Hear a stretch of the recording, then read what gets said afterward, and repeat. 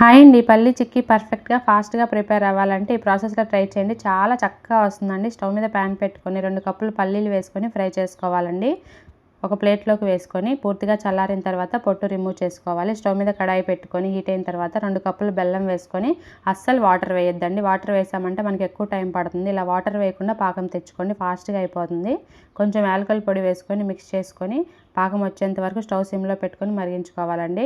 ఒక బౌల్లోకి వాటర్ వేసుకొని కొంచెం ఈ బెల్లం సిరప్ వేసుకొని చెక్ చేసుకోవాలి. మనకి ఇలా రాయిలాగా ఫామ్ అవ్వాలండి. సౌండ్ రావాలి టంగుమని. ఈ స్టేజ్లో పల్లీలు వేసుకొని చక్కగా మిక్స్ చేసుకోవాలండి. స్టవ్ ఆఫ్ చేసుకొని నెయ్యి కానీ ఆయిల్ కానీ అప్లై చేసుకొని ఒక ప్లేట్లోకి వేసుకోండి.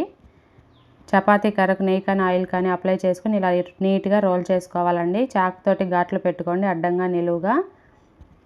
2 అవర్స్ తర్వాత బ్రేక్ చేసుకుంటే మనకి పర్ఫెక్ట్గా వస్తుందండి. చూడండి ఎంత చక్కగా వస్తుందో. నీట్గా బ్రేక్ అవుతుందండి. 2 అవర్స్ తర్వాత చాకుతోటి ఇలా లేపుకొని బ్రేక్ చేసుకోండి. పల్లి చిక్కీ రెడీ. వీడియో నచ్చితే లైక్ చేయండి.